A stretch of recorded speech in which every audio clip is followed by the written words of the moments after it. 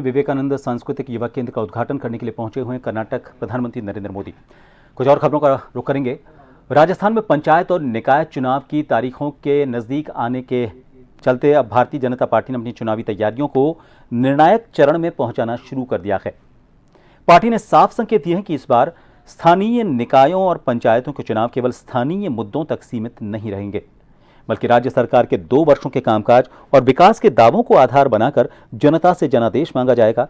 इसी रणनीति के तहत भाजपा चुनाव से पहले निकाय स्तर पर संकल्प पत्र जारी करने की योजना बना रही है, ताकि स्थानीय स्तर के डिमांड को फोकस करते हुए आमजन का ध्यान खींचा जा सके। पार्टी घोषणा पत्र को चुनावी अभियान का प्रमुख दस्तावेज बनाएगी।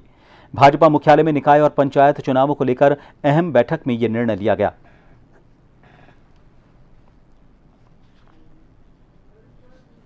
पंचायत और निकाय चुनाव को लेकर भिन्न भिन्न प्रकार की समितियों का गठन हुआ है और भारतीय जनता पार्टी ने तय किया है कि वो सारे चुनाव जो है अपनी पूरी ताकत लगाकर सरकार ने जो काम किए हैं 5 साल बनाम 2 साल का जो सारा एजेंडा आया था उसके आधार पर और आगे जो घोषणा पत्र जारी होगा उसके आधार पर चुनाव लड़ेंगे और चुनाव जीतने का काम करेंगे। अभी तो सारी कमेटियां बनाई हैं जी, वो अलग अलग क्षेत्र की, अलग अलग जिलों की, अलग अलग निकायों की कमेटियां, बड़ा काम है तो उसको बताएं। हमारी पार्टी पूरी तौर पर तत्पर है। हमारा बूथ स्तर तक का हमारा संगठन मजबूत है और रचनाएं हमने कर ली है। जो कहीं पर भी और किसको किस क्षेत्र में कैसे संभालना है वो सारी व्यवस्था हमारी है। वैसे तो देखिए, ये छोटे चुनाव होते हैं, इसमें स्थानीय स्तर पर और क्या आवश्यकताएं हैं वो महत्व रखता है।